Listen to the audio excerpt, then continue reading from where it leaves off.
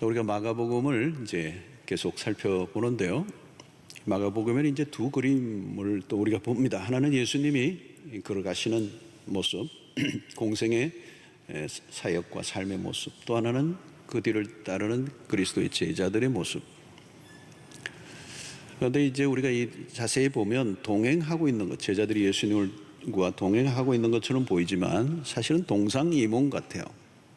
예수님의 생각과 예수님의 길과 전혀 다른 길을 걸어가고 있는 제자들의 모습, 여전히 미숙하고 또 문제가 있는 제자들의 모습을 마가가 계속 클로즈업을 하고 있습니다. 오늘 본문도 이 길 위를 걸어가면서 제자들이 서로 나눈 이야기가 오늘 주제입니다. 사실 예수님의 제자들 정도 수준이라면 길을 걸어가면서 무슨 얘기를 했겠습니까? 예수님과 공생애 동안에 한 3년 거의 동고동락했다면 그 뭔가 좀 빼이는 게 있을 거 아니에요. 좀 대화의 주제가 하나님의 나라라든가 또 제자도라든가 이런 담론이라고 그러죠. 거대 담론. 좀 더 이 수준 있는 얘기를 나누어야 되는데 제자들이 나눈 대화가 좀 수준이 떨어져요. 오늘 이들이 길 위에서 나눈 대화의 주제가 뭡니까? 누가 크냐였습니다. 이 누가 크냐, 이거는 뒷골목에 좀 노는 사람들의 얘기든지 아니면 유치원의 이야기면 이해할 만합니다. 근데 예수님을 거의 3년 동안 따라다니면서 한 제자들의 대화의 주제로는 수준이 상당히 떨어지는 거죠. 우리 중에 누가 더 크냐? 사실 이 대화가 이 본문이 있기 이전에 무슨 일이 일어났습니까? 우리가 부분의 설교를 통해서 들었던 것처럼 변화산 사건이 있었습니다. 이건 정말 황홀한 이 지상에서 천상의 세계를 하나님이 비밀 커튼을 착 살짝 열어서 그 황홀하고 영광스러운 장면을 경험하게 한 특별한 경험을 했습니다. 또 산 아래에서는 무슨 일이 일어났습니까? 예수님이 귀신을 쫓아내는 이 큰 역사들이 일어난 거죠. 이런 것을 보았으면 최소한도 뭔가 변화가 일어났어야 되는데 전혀 변화가 없는 거죠. 이 부흥회를 했으면 부흥회의 은혜가 며칠은 가야 될 거 아니에요. 그런데 이들은 전혀 변화가 없고 그 변화산 사건 이후에 길을 가는 가운데 우리 중 누가 더 크냐라고 하는 것으로 대화를 나누고 있는 것을 보면 굉장히 참 한스럽습니다. 한심하죠. 자, 오늘 여기 바로 이것이 제자들의 모습입니다. 자, 그러면 제자들 중에 누가 이런 논쟁을 벌였을까? 12명인데 본문에서는 언급이 없습니다. 추측을 해보면 예수님 측근에서 활동하는 제자들일 가능성이 높습니다. 측근이 누구일까요, 여러분? 변화산에 따라 올라갔던 베드로와 야고보, 요한이겠죠. 세 제자만 올라갔으니 스스로들은 우리가 애 제자야, 우리가 측근이야, 우리가 저 가지 못한 9사람보다는 낫다, 이렇게 생각했을 것입니다. 변화산에 오른 것을 그들은 특권으로 생각한 것이죠. 여기서 이러면 언제나 떠오르는 질문이고요. 우리 중 누가 더 실세냐? 우리 중에 누가 다 예수님께 더 가까운가? 누가 예수님의 인정을 더 많이 받을까? 이것을 우리는 다른 이 세상의 관점으로 보면 일종의 권력 투쟁입니다. 누가 크냐? 이것은 일생에 우리 일상 속에 떠나지 않는 주제 중에 하나입니다. 많은 사람들이 일평생 살아가는 동안에 누가 크냐로 세월을 보냅니다. 직장에 가면 수 없는 서열이 정해져 있습니다. 층층이 서열이 있습니다. 직급이 있고 많은 그 어떤 클래스가 있어요. 전입 연차에서부터 직급에까지 다양합니다. 가정에서도 마찬가지죠, 여러분. 왜 가정에서 전쟁이 벌어집니까? 누가 크냐의 싸움입니다. 남편이냐, 아내냐. 오늘도 여러분들 옆에 있는 아내가 실세냐, 내가 실세냐. 교회 올 때 보면 그런 거리가 다 달라요. 보면. 사회, 정치, 세계 안에서만 벌어지는 것이 아니죠. 어디에서나 권력 서열이 정해져 있습니다. 집에 키우는 강아지들도 그게 알아요. 권력 서열이 누구인지, 누가 내 밥을 주는지. 여러분, 사울은 이스라엘의 왕이었습니다. 그러나 백성들의 노래소리가 심기를 건드렸습니다. 사울은 천천히요, 다윗은 만만이로다. 자신이 이스라엘의 첫째인 줄 알았는데 왕으로 백성들의 노래소리에 다윗이 첫째라는 거예요.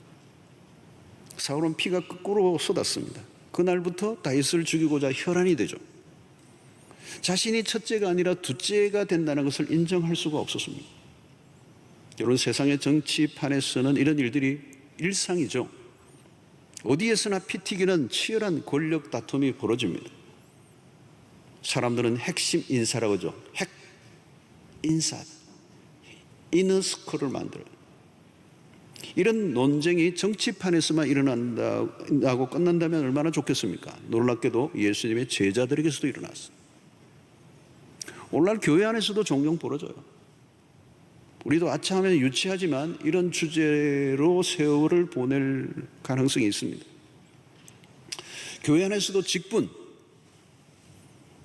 안수 연도, 등록 연도, 심지어 제자반 기수, 그러다가 뭔가 밀리면 당신 나이 몇이야?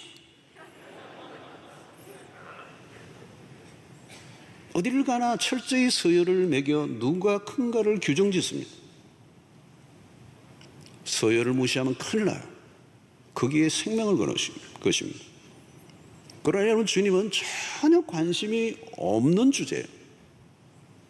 우리는 유치한 도토리 키재기를 자주 합니다. 도토리들이 서로 키를 잰들 무슨 차이가 있겠습니까? 아무리 도토리가 커도 도토리예요. 그런데도 열심히 잰단 말이에요. 12제자들이 모두 키재기를 하고 있는 겁니다. 변호산 사건을 두고도 키재기를 했을 가능성이 높습니다. 베드로와 야고보, 요한은 그 변화산을 갔다 온 이후에 얼마나 어깨를 으스댔을지 몰라요. 우리가 주님과 함께 변화산에 우리만 갔다? 그것을 우위로 내세우는 거죠. 뿐만 아니라 이 세 사람 중에서도 서로 누가 크냐를 따졌을 가능성이 높습니다. 시기와 질투가 난무해요. 주님이 자신들만 데리고 하신 이유가 있다고 우쭐거렸던 것입니다. 예수님이 아무에게도 이러지 말라고 당부하셨지만 입을 열었을 가능성이 높은 것입니다. 변화산 사건은 위대한 모세도 엘리야도 사라지고 그리스도만 남는 사건으로 종결되었습니다. 오직 예수 그리스도만 유일하게 영광을 받으시고 우리의 구원자이심을 그 사건을 통하여 목격한 것입니다. 이 얼마나 놀라운 중요한 레슨입니까? 그리고 그리스도 앞에서 인간이 얼마나 보잘것없는 존재인가를 확인했습니다. 그러나 안타깝게도 베드로와 야고보와 요한은 누가 크냐로 쓸데없는 논쟁을 하고 있는 것입니다. 아마도 베드로는 자신이 첫째라고 주장했을지 모릅니다. 내가 첫째야. 요한 가만히 있지 않아요. 여러분, 요한의 별명이 뭔지 아세요? 우레의 아들이에요. 벼락을 치듯이 한성질하는 분이에요. 뒤질 리가 없습니다. 모두가 자기의 논리로 내가 왜 첫째인가를 주장합니다. 나머지 9명도 마찬가지. 그들은 3명의 우위를 인정하지 않았습니다. 주님을 섬겼지만 그들은 경쟁적으로 섬겼습니다. 그 열심에 불순한 의도가 숨어 있는 것입니다. 첨예한 신경전을 벌였습니다. 누가 조금이라도 났으면 싸늘한 눈초리를 보냈습니다. 그리고 예수님이 어디에 가시든지 그들은 자리 다툼이 일어난 거죠. 서로 오른쪽에 앉고자 한 것입니다. 그들은 동력적 관계이기보다 경쟁자들이었습니다. 자, 마가가 비추어주는 제자들의 모습은 왠지 씁쓸합니다. 추해요. 제자들이 왜 이런가? 문제는 그들의 모습에서 오늘 우리의 모습도 있을 수 있다는 데 있습니다. 자, 예수께서 그들의 대화를 듣고 계셨습니다. 제자들끼리 논쟁했지만 예수님은 이미 다 그들의 대화를 알고 계세요. 그리고 너희들이 길 위에서 나눈 이야기가 무엇이냐 물으셨어요. 그러니까 34절에 그들이 잠잠하니 이는 길에서 서로 누가 크냐 하고 쟁론하였습니다. 예수님은 그들의 심중에서 일어나고 있는 야심을 들여다보고 있었습니다. 너희들이 길에서 무슨 얘기를 했느냐? 그들이 잠잠하니 유구무원 입을 다물고 있어요. 참 재미있는 장면입니다. 자기들끼리는 막 떠들다가 예수님이 물으니까 잠잠하니 그랬어요. 왜 잠잠했을까요? 부끄러웠기 때문에. 제자들로서 성숙하지 못한 모습을 예수님에게 들키니까 부끄러운 거예요. 예수님을 따르는 동기가, 불순한 동기가 드러난 겁니다. 여러분, 제자들은 그동안 받았던 레슨과 다른 모습을 지금 보이고 있는 것이죠. 예수님의 제자들은 당시 서기관과 바리새인들과는 달라야 했습니다. 서기관들은 그 당시에 눈에 띄는 긴 옷을 입고 다녔어요. 회당의 높은 자리와 잔치의 윗자리를 차지했습니다. 그러나 예수는 전혀 다른 행보를 보이셨죠. 예수는 이제 무엇보다도 예루살렘을 향하고 있습니다. 이미 8장 9장에서 예수님은 당신이 십자가에 죽으실 것을 예고하셨어요. 주님은 십자가의 길을 걸어가고 있는 것입니다. 여러분, 십자가란 무엇입니까? 낮아짐이에요. 상향성이 아니고 하향성. 십자가는 더 이상 내려갈 수 없을 정도의 낮아지심입니다. 그리스도는 한없이 자신을 낮추고 있는 것입니다. 여러분, 예수님은 권력이 아니라 탈권력의 길을 걸으셨습니다. 그에 반해 제자들은 권력 추구적인 모습을 보였다는데 우리는 충격을 받습니다. 그들은 예수를 닮지 않았습니다. 제자들에게는 십자가가 안중에 없어요. 8장에서도 베드로가 십자가의 길을 거부할 때 예수님에게 심한 책망을 들었습니다. 사탄아, 내 뒤로 물러가라. 너가 하나님의 일을 생각하지 아니하고 사람의 일을 생각하는 거다. 제자들은 자기 출세와 성공에 몰두하고 있습니다. 제자들의 주된 관심은 십자가가 아닙니다. 자기의 신변, 철저히 자기 중심적, 세속적 야망을 가지고 예수님을 따르고 있는 거예요. 허영과 과시로, 자기 과시로 가득 차 있습니다. 하나님의 나라와 거리가 먼 것이죠. 사랑하는 성도는 우리의 신앙생활을 보아도 비슷하지 않나요? 혹시? 우리의 관심이 어디에 있습니까? 여러분, 대부분의 교회 안에서 일어나는 문제들을 보면 자존심 싸움이에요. 그리스도가 핵심적인 주제가 아닙니다. 개인 신상에 관련된 것. 어떤 일에 자신의 이름이 누락된 것으로 힘들어요. 어떤 일에 내 이름이 뭔가 서열이 뒤틀려 있으면 힘들어요. 교회들마다 임직을 위한 투표 기간이 되면요, 몸살을 앓아요. 평소에는 멀쩡했던 분들입니다. 그러나 자기 자신에게 해당이 되면 견디기 힘들어요. 성도 여러분, 직분을 계급으로 여기는 문화는 우리 안에 팽배해 있어요. 교회의 직분을 출세의 개념으로 이해하기 때문에, 직급이 올라가듯이 계급의 상승으로 오해하기 때문에, 그래서 높아지고자 하는 욕망을 숨김없이 표출하는, 그 직분을 선출할 때는 십자가는 보이지가 않아요. 자, 우리 예수님이 이제 뭐라고 말씀하십니까? 35절에 중요한 말씀을 하세요. 예수께서 앉아서 12제자를 불러서 이르시되, 누구든지 첫째가 되고자 하면 무사람의 끝이 되며 무사람을 섬기는 자가 되어야 하리라 하시고 그랬어요. 예수님께서 하나님의 나라의 원리를 말씀하십니다. 이것은 매우 레디컬한 급진적인 가르침이죠. 감당하기 어려운 말씀이에요. 세상에서 적용하기 어려운 가르침으로 보입니다. 만약에 이 말씀대로 우리가 세상 속에 살면 바보 취급을 받을 가능성이 매우 높은 말씀을 지금 우리에게 하세요. 자, 오늘 이 말씀을 우리 자세히 보십시오. 이 구절은 예수께서 첫째가 되는 길을 알려주신 말씀이 아닙니다. 너희가 이렇게 하면 얼마 있지 않아 너도 첫째가 될 수 있을 것이다, 이런 방법을 알려주신 구절이 아닙니다. 예수님은 처세술을 가르치시는 분이 아닙니다. 삶의 원리를 가르쳐 주십니다. 하나님의 나라는 첫째, 둘째를 가리는 구별 자체가 없습니다. 하나님의 나라는 우열을 가리지 않습니다. 누가 잘났고 못났는가의 시비를 가리는 데 관심이 없습니다. 하나님의 나라의 핵심 주제는 섬기는 데 있습니다. 하나님의 나라의 원리는 언제나 그래서 역설적이에요. 첫째가 되고자 하면 무사람의 끝이 되고 무사람을 섬기는 자가 되어야 하리라. 여러분, 이게 세상과 얼마나 정반대입니까? 세상은 첫째가 되는데 모든 걸 겁니다. 경쟁적이죠. 어디를 가나 치열합니다. 권력 투쟁, 서열 투쟁, 경쟁적으로 이 투쟁은 결국 비극을 낳게 되죠. 왜 사람들은 높은 자리를 차지하려고 하는 것입니까? 거기는 두 가지예요. 하나는 주목을 받고 싶은 욕구, 자기의 존재감을 최대한 드러내고 싶어하는 인간의 본능입니다. 또 하나는 뭘까요, 여러분? 지배 본능입니다. 지배하고자 하는 욕구예요. 이게 권력의 투쟁에 우리의 인간의 본성이에요. 높은 자리에 올라가는 순간 사람이 변해요. 사람을 지배하려고 하는 것입니다. 그 지배할 때 쾌감이 있는 거죠.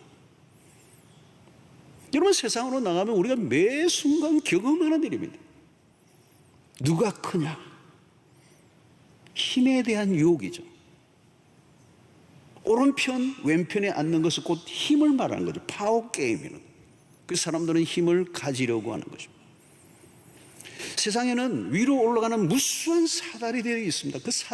그 사다리로 올라가려고 하는 것이죠. 더 높은 곳으로, 더 높은 곳으로. 사람들은 어느 사다리를 타야 가장 높은 곳으로 갈 수 있을까를 찾습니다. 그러나 사랑하는 성도 여러분, 올라가는 길은 험악합니다. 모두가 오를 수도 없지만 올라갔다 해도 곧 떨어집니다. 어떤 사다리는 한순간에 바닥으로 떨어집니다. 떨어진 사람들은 누구일까요? 올라간 사람들이 떨어집니다. 올라가지 않은 사람은 떨어질 리가 없습니다. 높은 곳에 오를수록 낙상은 더 큽니다. 사람들은 높아지고자 하는 일에 너무 많은 에너지를 소모합니다. 세상의 모든 문화 안에는 이 권력에 대한 충동이 있는 것입니다. 그래서 긴장도가 높고요, 살벌하고요. 결국 높은 곳을 추구하면 반드시 낙심과 절망을 맛보게 되는 거죠. 자, 이스라엘의 왕 사울 왕은 분노로 가득 차 있어요. 왕인데 자신이 첫째 자리를 지키려고 할수록 더 절망적인 상태로 빠져들어가요. 이 첫째의 자리를 넘보는 자를 제거해야 내가 온전히 첫째를 유지할 수 있다고 믿기 때문에 그 첫째의 자리를 정치하려고 하는 인간은 잔인해지는 겁니다. 폭력적이게 되는 거죠. 결국 미치게 됩니다. 사울이 그렇게 됐지 않았습니까? 왜 그렇게 누가 더 크냐로 논쟁을 하고 있습니까? 여러분, 이 올라가고자 하는 이 마음은 마귀의 속성을 그대로 닮아 있습니다. 마귀가 누구입니까? 마귀는 높아지고자 하는 자. 마귀의 속성입니다. 이사야 14장 12절로 14절의 말씀. 너 아침의 아들 계명성이여, 어찌 그리 하늘에서 떨어졌으며 너 열국을 엎은 자여 어찌 그리 땅에 찍혔는고. 내가 내 마음에 이르기를 내가 하늘에 올라 하나님의 뭇별 위에 내 자리를 높이리라. 내가 북극 지폐의 산 위에 앉으리라. 가장 높은 구름에 올라가 지극히 높은 이와 같아지리라 하는도다. 마귀의 소리입니다. 마귀의 모습이에요. 마귀는 어때요? 끊임없이 올라가려고 하는, 높은 곳을 향하는 것입니다. 성도 여러분, 높아지고자 하는 마음을 가지면 마귀에게 이용될 가능성이 높아요. 마귀는 그것을 붙여요. 끊임없이 붙여요. 그래서 내가 높아지고자 하는 마음을 가질 때 우리는 마귀와 한 통속이 되고 마귀의 그 본성을 부추기는 그 유혹 앞에 무릎을 꿇게 되는 것입니다. 높아지라는 것, 하늘까지 닿으라는 것. 너가 하나님이 되라. 여러분, 내가 자기중심적으로 살아가는 사람들 있잖아요. 자기중심적으로 살아가는 사람은 이미 내가 하나님의 자리에 앉아있어. 뭐 마귀까지 갈 것도 없어. 이미 내가 하나님의 자리에 앉아있어. 자중심적인 사람. 그래서 여러분, 갈라디아서 2장 20절의 말씀이 얼마나 중요한지 모릅니다. 내가 그리스도와 함께 십자가에 못 박혔나니 이제는 내가 사는 것이 아니요 내 안에 그리스도께서 사시는 것이다. 마귀는 끊임없이 우리가 첫째가 되라고 유혹합니다. 그러나 첫째가 되려고 하는 자는 결코 첫째가 될 수가 없어요. 하나님이 만들어 놓으신 원리요 법칙입니다. 첫째가 되려고 하는 자는 반드시 끝으로 추락하고 맙니다. 여러분, 그 첫째가 되고자 하는 인간의 에고는 결코 만족될 수 없습니다. 그 길을 고집하면 할수록 불행의 길을 가게 되는 것입니다. 사랑하는 성도 여러분, 마귀의 속삭임에 속지 마십시오. 자, 여러분, 우리가 주님의 일을 하고자 할 때 붙들어야 될 매우 중요한 가르침을 하고 있는 것입니다. 첫째가 되고자 하면 끝이 되고 무사람을 섬기는 자가 되라. 주님은 첫째가 되고자 한다면 무사람의 끝이 되어야 한다. 여기서 첫째가 되고자 하면 할 때 이 첫째란 어떤 것일까요? 비록 지금은 힘들어도 열심히 충성하면 언젠가 나를 첫째의 자리에 세워주실 것이다 라고 하는 그 말이 아니에요. 주님이 의미하시는 이 첫째란 세상과 달라요. 주님께서 첫째라고 할 때 이 첫째는 종이 되는 것을 말하는 거죠. 무슨 말씀입니까? 여기 첫째라는 개념은 세상 사람들이 말하는 첫째가 아닙니다. 주님이 보시는 시각에서 첫째는 종이 되는 것입니다. 성도 여러분, 세상에서 아무리 대단한 자리에 앉았다 해도 주님 앞에서는 사실 아무것도 아닙니다. 중요한 것은 주님의 인정이죠. 하나님의 왕국을 위해서 철저히 종으로 사는 것, 이게 최상이라는 것입니다. 종으로 살아갈 때 주님이 인정하십니다. 그리스도가 친히 종의 모양으로 세상에 오셨습니다. 마가복음에서 마가는 계속 그리스도의 종됨을 강조하고 있습니다. 그렇다면 예수를 따르는 우리는 당연히 종이어야 합니다. 우리가 모시고 있는, 우리가 따르는 분이 종이시기 때문에 우리는 그분의 종으로 사는 거예요. 주님은 섬기는 자가 되어야 된다는 것을 오늘 우리에게 가르쳐주고 있는 것입니다. 그러므로 여러분, 교회 안에서의 직분도 예외 없이 모두가 종입니다. 종입니다. 그냥 큰 종, 작은 종이 아니고 그냥 종입니다. 종님 아니에요. 그냥 종입니다. 주의 종님 그러는데, 여러분, 교회 안에서 섬기는 역할밖에 없습니다. 교회 안에 목사라는 이 단어가 뭐예요? 미니스터라고 하는, 장관이라는 표현도 있지만 목사라고 그러죠. 미니스터, 이게 섬기는 자라는 거예요. 섬기는. 오늘도 저는 이 말씀으로 여러분들을 섬기고 있어요. 여기서 폼 잡고 하는 게 아니라 말씀으로 여러분들을 섬기는 일. 이 섬긴다, 이 섬긴다. 목사라는 그 이름 안에는 섬긴다는 게.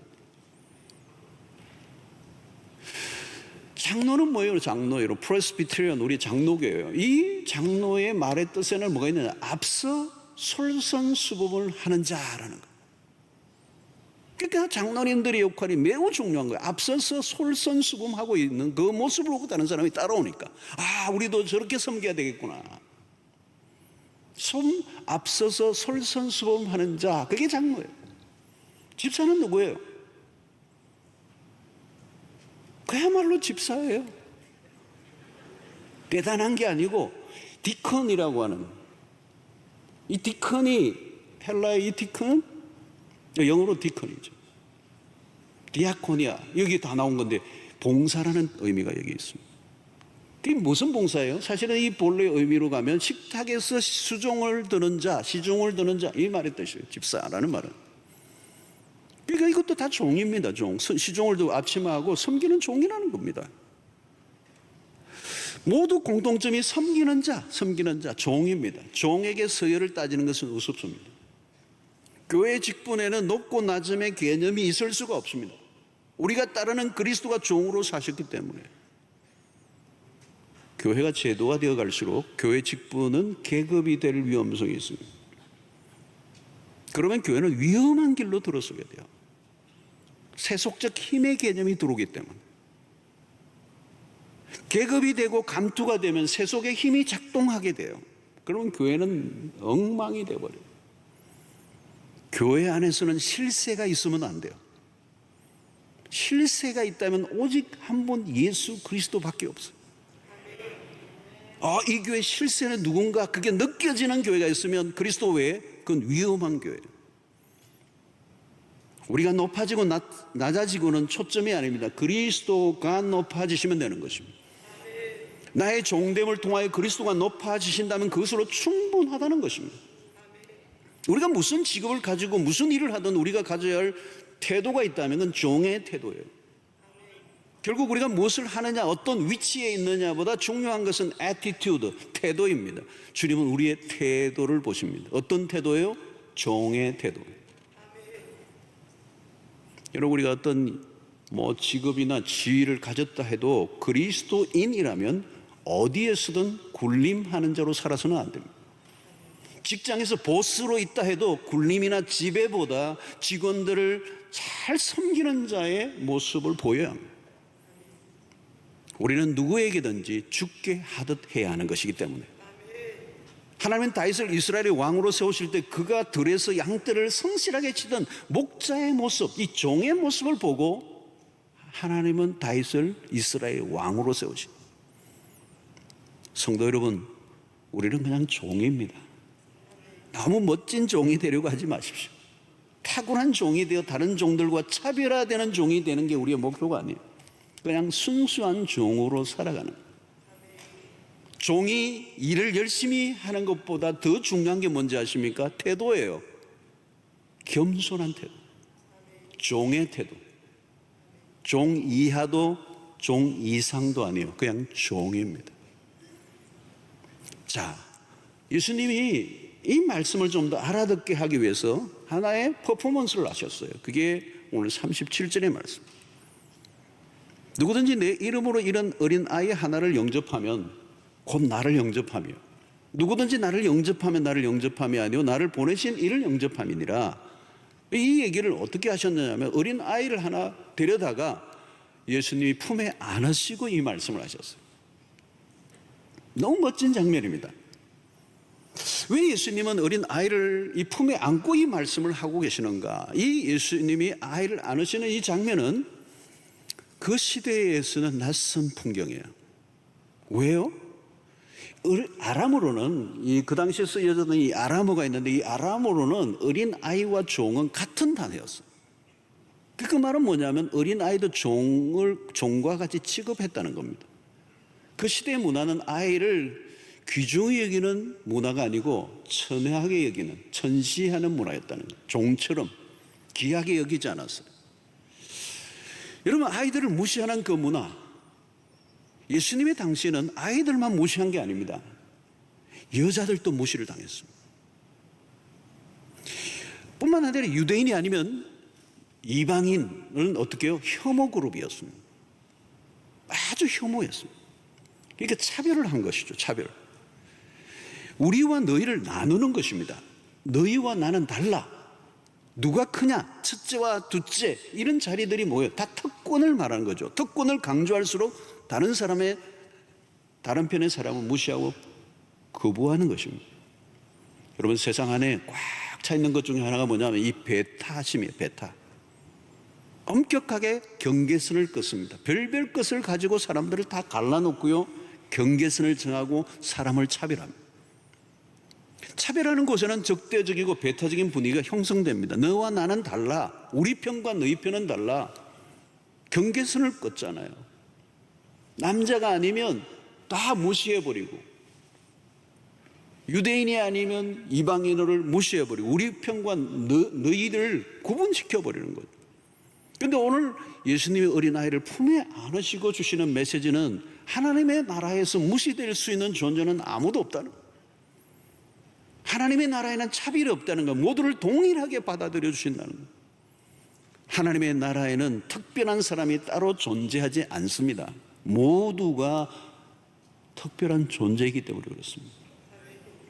하나님의 나라는 아주 작은 자라도 귀하게 여김을 받는 곳입니다. 차별 없이 모두가 존중의 여김을 받는 곳이 하나님의 나라라는 것.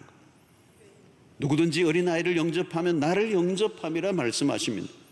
예수님은 사람들이 만들어 놓은 모든 경계선을 다 지워버리시고 우리에게 누구든지 환대해 주시는 그 모습을 어린아이를 통하여 제자들에게 메시지화 하신 것입니다. 사랑하는 성도 여러분, 오늘 우리는 예수를 따르는 사람입니다. 예수님이 걸어가셨던 그 길, 그 예수님이 우리에게 보여주셨던 그 삶이 우리의 모델입니다. 오늘 또 우리도 모르게 경계선을 수없이 긋고 나와 너를 구분시키는 우리의 문화에 우리가 적응해 있다면 끊임없이 사람들이 그어놓았던 그 경계선을 지우셨던, 넘어가셨던 그리스도의 모습을 오늘 우리도 본받아 가야 될 줄로 믿습니다. 그래서 오늘 우리 교회에 어떤 사람이라도 환대를 받고 차별을 느끼지 않는, 그리고 우리가 가는 곳곳마다 그 사람과 세상에 만들어 놓은 그 구별, 그 차별을 걷어내고 온전히 그리스도 안에서 사람들을 품고 환대하고 인정하고 지지해주는 우리의 삶이 되어야 될 줄로 믿습니다. 자, 우리는 세상과 정반대의 삶으로 부르심을 받았습니다. 세상은 오르고자 예를 서지만 우리는 내려가는 길로 부름을 받았어요. 그게 좁은 길이고 십자가의 길입니다. 힘들지만 그 길이 하늘을 향하는 사닥다리예요. 사랑하는 성도 여러분, 높은 곳은 멀리서 보면 멋있어 보입니다. 그러나 여러분, 불안한 자리예요. 매우 위험해요. 마귀가 덕실거려요. 무엇보다도 높은 곳으로 오를수록 우리는 주님을 만나기 어려워요. 낮은 곳으로 가야 주님을 만날 수가 있습니다. 낮은 곳으로 갈수록 그곳에 평안이 있습니다. 사랑하는 성도 여러분, 우리는 첫째가 되려고 할 이유가 없습니다. 우리는 더 이상 출세를 하지 않아도 돼요. 어떤 세상적인 직급으로 우리 자신의 정체성을 삼는다면 불안해지는 것입니다. 어떤 자리도 영원하지 않습니다. 잠시 지나갑니다. 아무리 화려한 직급이 있어도 그것이 우리의 안정이 될 수가 없습니다. 사랑하는 성도 여러분, 우리는 누구입니까? 우리의 신분을 재확인해야 합니다. 우리는 복음을 통하여 모두 하나님의 자녀가 되었습니다. 하나님의 자녀, 더 이상 바랄 것이 없는 충분한 신분 상승을 했어요. 하나님의 자녀예요. 이걸 킹스 키즈라고도 얘기하죠. 왕의 자녀들, 로얄 패밀리가 되었어요. 하나님의 자녀가 됐다는 말이에요. 이 얼마나 놀라운 것입니까? 우리의 정체성이 그리스도 안에서 주어진 것입니다. 이제 더 이상 더 높아질 수가 없어요, 여러분. 최고의 정체성이 우리에게 주어진 것입니다. 이 이름으로 우리에게는 더 이상 오르고 내리고의 개념이 없어요. 그냥 하나님의 자녀요, 그리스도인이요, 성도들입니다. 누가 높여준다고 더 올라갈 사람들도 아니고 나를 깎아내린다고 내려갈 곳도 없어요. 우리의 신분은 그리스도 안에서 이미 결정되어 있다는 것입니다. 어떤 조건과 이유들로 자기를 높이려고 한다면 그건 불쌍한 일입니다. 성도 여러분, 세상의 것으로 광을 내려고 하지 마십시오. 우리는 그리스도로 인하여 빛이 나는 사람들이, 세상 것들 때문에 자존심 상해하고 열등감 시달릴 이유가 없습니다. 누가 세상의 것으로 자랑하면요, 씩 웃고 끝내세요.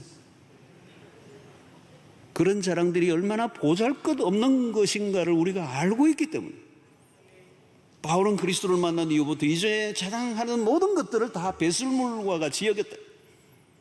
그리스도를 발견하고 나니까 이전에 그렇게 귀중하게 여겼던 것들이 정말 볼품없는, 내가 똥을 안고 살았구나. 죄송합니다, 표현을 그렇게 했어요. 오직 우리가 자랑할 것은 그리스도요, 그리스도를 높이는 만큼 우리도 존귀한 존재가 된다. 우리의 자존감의 근거는 어떤 직책과 직급과 세상의 어떤 화려한 포지션이 아니라 우리의 자신감의 근거는 오직 그리스도라고 하는 사실. 주님은 제자들이 불필요한 논쟁을 하고 있을 때 이 핵심을 가르쳐주고 있는 것입니다. 사랑하는 성도 여러분, 여러분들의 마음을 한번 들여다보시길 바랍니다. 내적 동기를 한번 살펴보세요. 주님은 우리의 마음을 들여다보고 계십니다. 우리의 생각을 테스트하신다는 거예요. 내 마음 안에 아직도 첫째가 되고자 하는 마음이 있는가? 나를 드러내고자 하는 욕망에 시달리고 있는가? 다 높아지고자 하는가? 위험한 유혹이에요. 여러분, 사람들에게 주목을 받을수록 얼마나 위험한 자리에 있는지 모릅니다. 사람들이 지지하고 높아질수록 숨어야 돼요. 스스로 낮은 곳으로 가야 하는 것입니다. 누가 높여준다고 정신을 잃지 않아야 합니다. 그리스도인들에게 낮은 곳은 실패자의 자리가 아닙니다. 높은 곳이 승리의 자리도 아니에요. 마귀의 거짓된 속삭임에 넘어가지 않아야 하는 것입니다. 사랑하는 성도 여러분, 누가 낮은 곳을 향할 수가 있습니까? 아무나 낮은 곳으로 갈 수 없습니다. 주님과의 관계 안에서 내적인 평안을 유지해야 가능해요. 깊은 영성이 받쳐줘야 내려갈 수 있어요. 종의 자리로 내려갈 수가 있다는 거예요. 성도 여러분, 하나님의 나라는 세상적인 관점에서 큰 자들에 의해서 세워지지 않습니다. 하나님의 나라는 작은 자들, 자기보다 남을 낮게 여기는 자들에 의하여 세워지는 것입니다. 하나님의 나라에는 유력한 사람들이 아니라 종들이 필요해요. 종들이. 우리가 높아지고자 하면 하나님의 나라를 세울 수가 없어요. 한 분만 유력하면 됩니다. 교회는 예수 그리스도. 우리는 다 그분의 종으로 살면 되는 거예요. 섬기는 자로 사는 거죠. 내가 얼마나 위대한 일을 이루느냐, 그게 아니에요. 여러분, 주님은 그냥 너가 종이 되기를 원한다. 사랑하는 성도 여러분, 가까이 있는 사람을 경쟁의 대상으로 보지 말고 섬김의 대상으로 바라보시기 바랍니다. 사랑의 대상으로 바라보세요. 내가 죽고 상대를 살리는 일, 그것이 십자가의 정신입니다. 세속적인 욕망이 솟아오를 때마다 십자가를 바라보세요. 십자가만이 능력이요 지혜입니다. 십자가의 길이 우선은 위험해 보이지 모르지만 가장 안전한 길입니다. 불필요한 논쟁으로 에너지를 낭비하지 마시고 낮은 곳으로 또 낮은 곳으로 내려가고 있다면 제대로 가고 있는 것입니다. 내려가고 또 내려가면 그곳에서 그리스도를 만나게 될 것입니다. 우리 모두는 그리스도의 제자들입니다. 당연히 세상을 닮지 아니하고 그리스도를 닮아가야 합니다. 우리는 그리스도를 따르는 사람이지 세상을 따르는 사람들이 아닙니다. 오늘도 이 말씀을 통하여 우리는 끝없이 높아지고자 하는 이 세상의 문화, 높아진 그것이 성공이라고 말하는 이 세상의 이 문화 안에서 그리스도의 십자가의 정신으로 종의 자세로 더 낮은 곳으로 더 내려가는 이 상향성의 삶이 아니라 하향성의 삶을 살아 그리스도를 따를 때 그 삶을 하나님이 지지하시고 승리하게 하시고 그 종의 삶을 통하여 하나님의 나라가 이루어지게 될 줄로 믿습니다. 지금도 여러분들 안에 긴장이 있고 뭔가 압박감이 있고 뭔가 내 안에 불편함이 있고 불안함이 있다면 틀림없이 상향성의 삶을 살고 있기 때문에 자중심적 상향성의 삶을 살면 끊임없는 긴장과 스트레스와 불안에 시달리고 그리고 급기야는 무너질 수밖에 없어. 거기는 평안이 없어. 그러나 그리스도의 십자가를 따라 내려가고 또 내려가는 종의 태도를 가지고 살면 평안이 올 것입니다. 그 안에 주님이 주시는 위로가 있고요, 그 안에 하나님이 주시는 놀라운 그런 은혜가 넘치게 될 것입니다. 오늘 낮아지는 이 영성을 붙잡고 승리하는 여러분들 되시기를 주의 이름으로 축원합니다. 우리 말씀을 생각하며 우리 함께 잠시만 기도하는 시간을 갖겠습니다. 이 세상의 문화 안에서 정말 힘겹게 투쟁하며 살아가고 있는 삶을 살고 있다면 그 세속적 욕망을 오늘 십자가 앞에 내려놓게 하시고 더 높아지고자 하는 것이 아니라 오히려 다른 사람을 나보다 낮게 여기며 섬김의 대상으로 다가갈 때 하나님께서 우리에게 복을 주시고 승리케 하실 줄로 믿습니다. 우리 함께 기도하며 나가도록 하겠습니다. 하나님 아버지 감사합니다. 우리에게 주신 말씀을 통하여 오늘 또 우리의 십자가의 길을 따라가기를 원합니다. 종의 자리를 아버지 하나님 걸어가기를 원합니다. 주여 은혜를 베풀어 주시기를 원합니다. 끊임없이 올라가고자 하는 첫째가 되고자 하는 이 세상의 문화 안에 우리가 아버지 휘둘리지 않게 하여 주시고 주님이 우리에게 보여주셨던 그 삶을 우리가 따라갈 수 있도록 주님 도와 주시옵소서. 넘어지고 깨어지는 우리의 삶을 주님 불쌍히 여겨주시고 그리스도의 온전한 제자로 살아가는 저희들 되게 하여 주시옵소서. 종의 태도를 가지고 살게 하여 주시옵소서. 섬기는 자의 삶을 살게 주시옵소서. 아버지 하나님 우리가 속지 않게 하여 주시옵소서. 주님 하나님 아버지 주시옵소서. 하나님의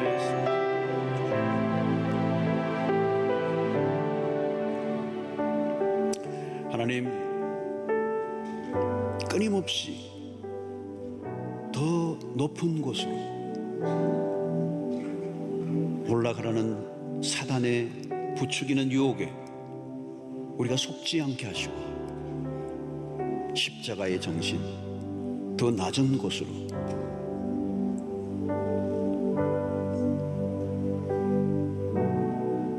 어디에서나 우리는 섬기는 자로 종의 태도를 가지고 그리스도의 길을 따라가는 주의 백성들 되게 하여 주시옵소서. 우리 안에 있는 허영과 과시와 세속적 욕망이 솟을 때마다 그리스도를 바라보게 하여 주시옵시고 그리스도의 길을 따라가는 신실한 제자들이 되게 하여 주시옵소서. 어쩌면 바보처럼 미련한 세상에서 아무것도 보장이 되지 않는 것 같은 상황에 빠질지라도 십자가가 우리의 답인 것을 알고 우리가 끝까지 그 길을 걸어갈 수 있도록 주의 백성들에게 용기를 더하여 주시고 힘을 더하여 주시옵소서. 예수님 이름으로 기도하옵나이다.